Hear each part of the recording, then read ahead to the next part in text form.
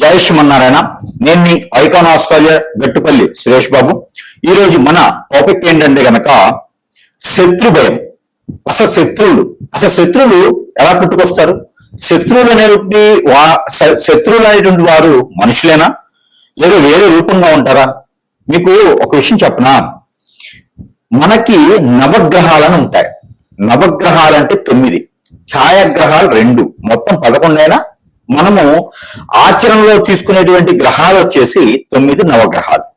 వీటి యొక్క స్థల మార్పిడి అవ్వడం వలన, వీటి యొక్క స్థల చెందడం వలన చలనం అవి ఒక్కొక్క రాశి మీద ఒక్కొక్క గ్రహం ప్రభావితం చూపించి మంచి చెడు అనేది తెలియచేస్తూ ఉంటుంటుంది.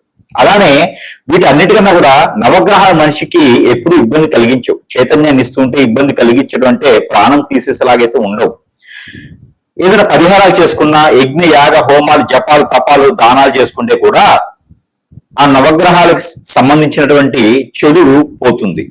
ప్రకృతికి సంబంధించినటువంటి చెడులున్నా పోతాయి. పితృదోషాలున్నా, కాలసర్ప దోషం, నాగదోషం, కుజదోషాలు ఉంటే కూడా ఏదన్నా దానికి సంబంధించినటువంటి పూజలు యజ్ఞ యాగ హోమాలు చేయించుకుంటే, ఎక్కడైనా స్నానాలు చేసి తర్పణ వదిలితే పోతాయి.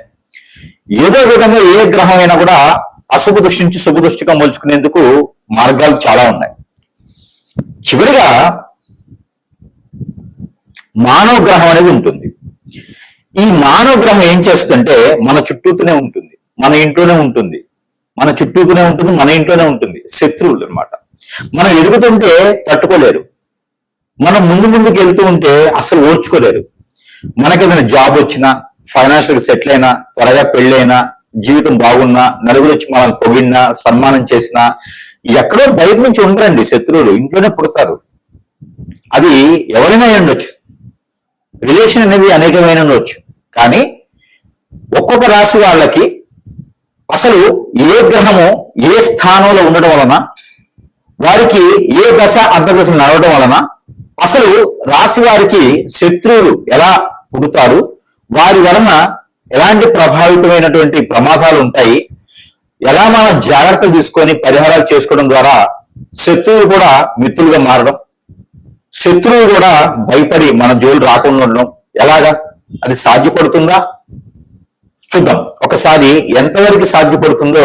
మనం ఒకసారి ఈ యొక్క రాసుల్లోని ఏ గ్రహం ఎక్కడ ఏ స్థానంలో ఉండడం వలన, ఏ దశాంతదశలు ఏ వయసులో రావడం వలన మనకి శత్రువులు ఏర్పడతారు, వారిని మిత్రులుగా మార్చుకోవడానికి లేదా శత్రువుని అరికట్టడానికి ఏమైనా పరిహారం ఉన్నాయేమని పరిశీలన చేసినట్టయితే కనుక ఖచ్చితంగా ఉండొచ్చు.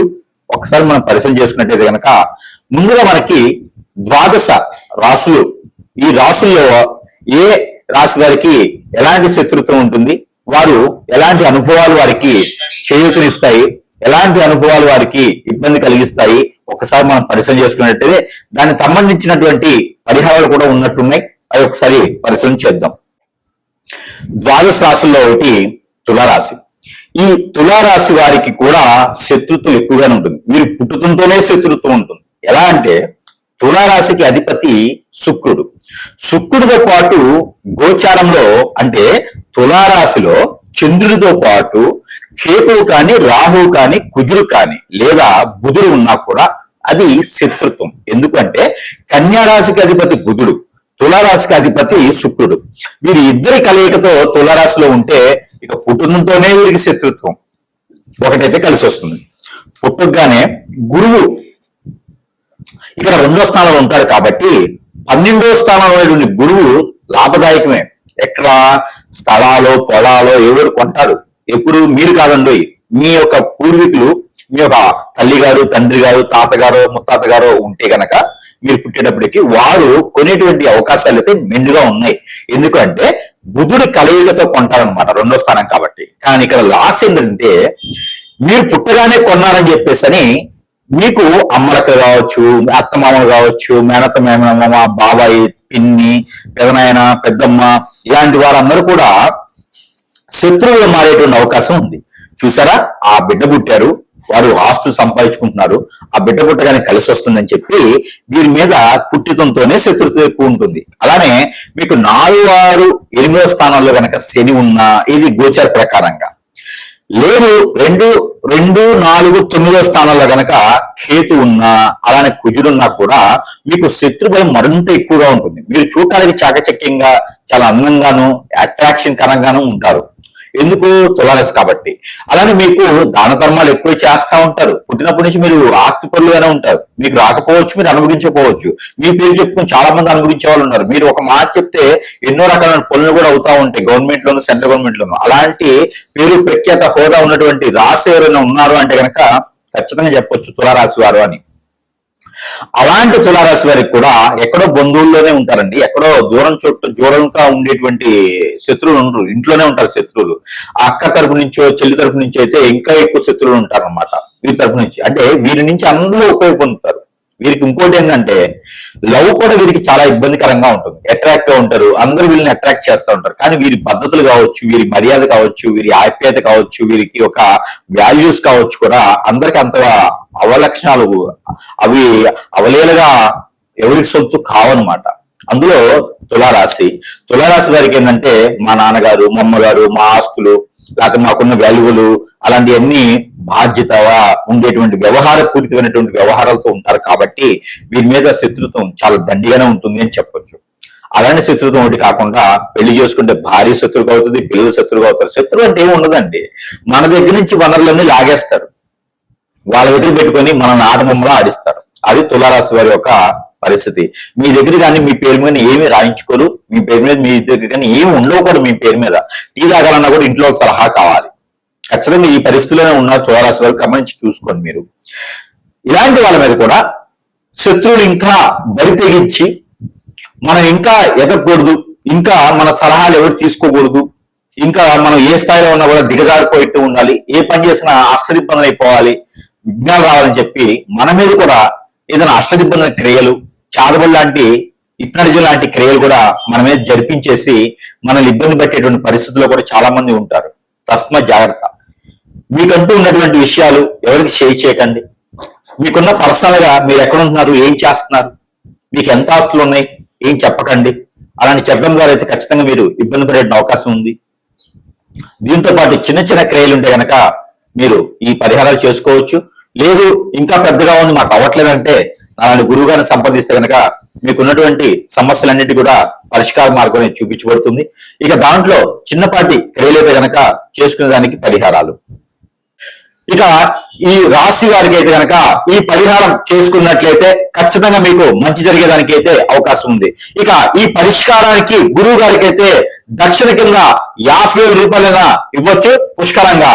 ఎట్లా అంటే కనుక ఈ యొక్క పరిహారం అంత గొప్పగా ఉంటుంది. ఈ పరిహారం ఏమిటంటే కనుక మీకు నిజంగానే శత్రువు ఉన్నాడని గమనించారా? మీకు నిజంగానే శత్రువు ఉన్నాడు గమనిస్తున్నారా, చూసారా? మీకు నిజంగా చెడు చేశారా? అయితే మీరు తప్పకుండా ఈ పరిష్కారం చేయండి. మినుముల పిండి ఉంటుంది, మనకి పొట్టు మినుములు ఉంటాయి, ఆ మినుముల పిండి ఉంటుంది. ఆ పిండి తీసుకోండి 1 కిలో.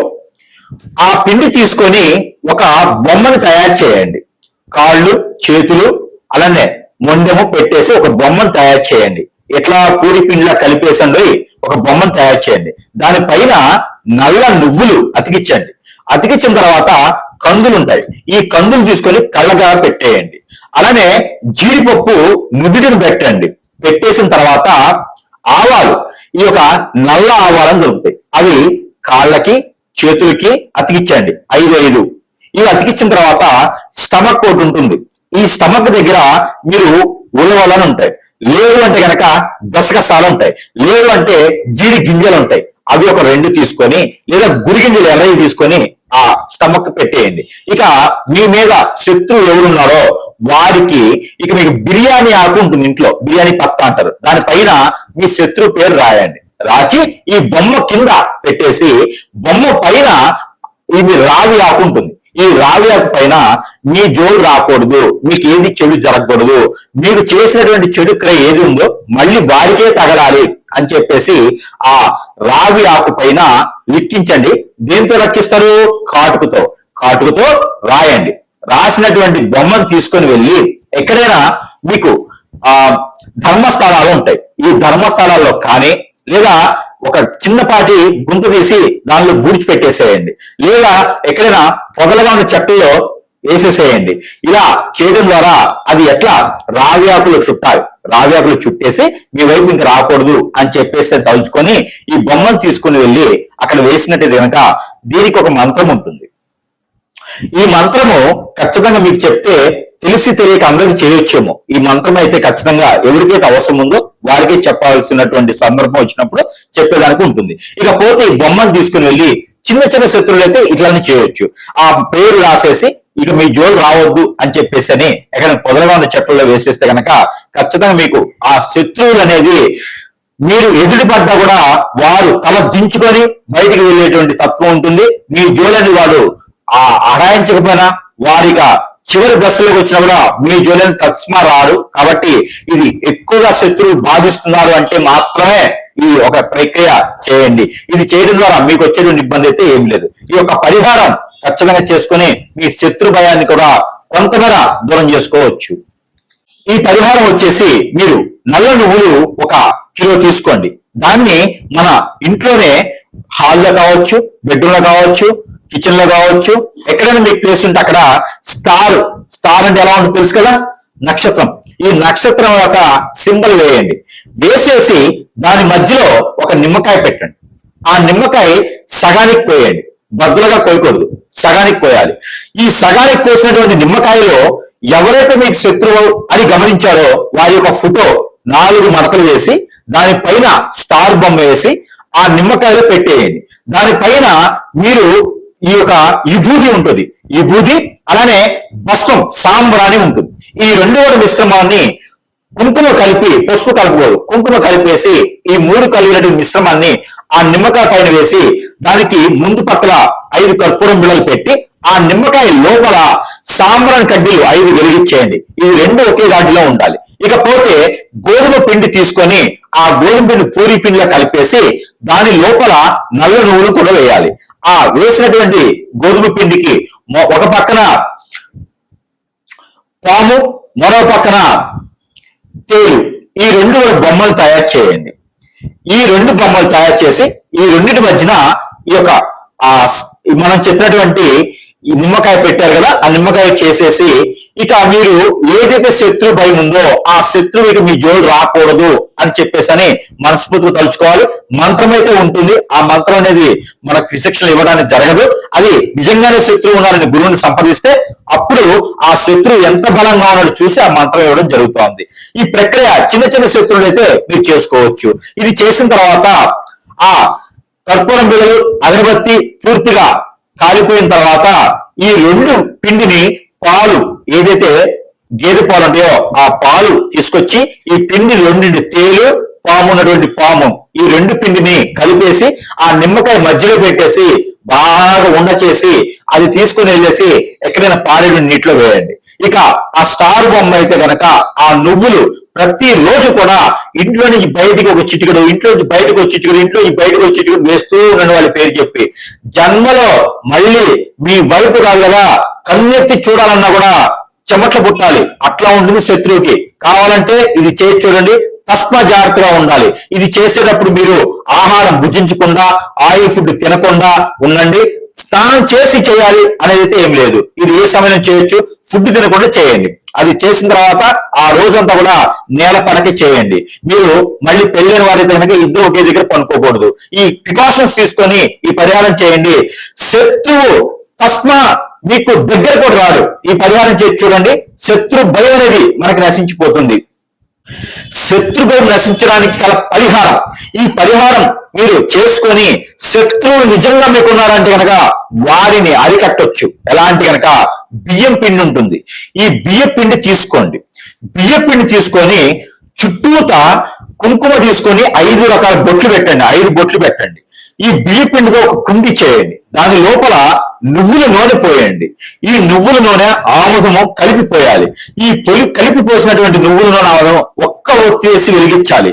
వెలిగించిన తర్వాత ఈ ఒత్తి వెలిగించిన తర్వాత దాని లోపల కాటుకని కొంచెం వేయండి. ఇది నూనె లోపల కాటుకు కొంచెం వేయండి. ఈ వేసినటువంటి దీపాన్ని ఇంట్లో మీరు దక్షిణ వైపున పెట్టండి. దక్షిణ వైపున పెట్టి ఎవరైతే పేరుందో ఆ శత్రువు పేరు రాగి ఆకు పైన కాటుకతో రాసి ఆ దీపం కింద పెట్టండి. వారికి ఖచ్చితంగా మీరంటే భయం ఏర్పడుతూ ఉంది. ఆ దీపం కొండెక్కిన తర్వాత ఈ కాటుక పెట్టినటువంటి ఏదైతే మట్టి ఈ యొక్క దీపం ఉందో, ఇది మనకి వరిపిండితో చేసినటువంటి దీపం ఉందో, ఈ దీపము రావి ఆకు ఈ రెండు కూడా తీసుకెళ్లి ఎక్కడైనా పారేటువంటి నీటిలో వేయండి. మీకు శత్రు భయం అనేది ఉండదు. ఇక్కడ ఒక మంత్రం ఉంటుంది. ఆ మంత్రం అనేది నిజంగా శత్రువు మీకు ఉన్నారు అంటే మనం ఇచ్చేదాన్ని జరుగుతుంది తప్పితే చిన్న చిన్న శత్రువులు ఉన్నారు అంటే కనుక ఖచ్చితంగా ఈ పని చేయండి. మీ అమ్మాయి జోలు ఎవరైనా వచ్చారా, ఈ పని చేయండి. మీ అబ్బాయి జోలు ఎవరైనా వచ్చారా, ఈ పని చేయండి. అంటే శత్రువులు మన ఇంట్లోనే ఉంటారు కదా, మనకు తెలియకుండా కూడా ఉంటారు. మిమ్మల్ని ఇబ్బంది పెట్టేవారు ఎవరైనా ఉన్నారు, డబ్బులు తీసుకుని ఇబ్బంది పెడుతున్నారు, ఇలాంటి వారు ఉన్నారంటే కనుక ఖచ్చితంగా మీ ఆయన ఎవరైనా వల్ల వేసుకున్నారా, లేదా మీ ఆవిడ ఎవరైనా వల్ల వేసుకున్నారా, ఇలాంటి వారు కూడా వారి పేరు రావి ఆకు మీద రాసి ఇలాంటి దీపాలను పెట్టినట్టు కనుక 3 రోజుల్లోనే వారు మీ జోలు రాకుండా ఉంటారు. కాబట్టి ఈ యొక్క పరిహారం మీకోసం చేసి అదృష్టవంతుల వాళ్ళంగా కోరుకుంటూ ఉన్నాను. జై శ్రీమన్నారాయణ.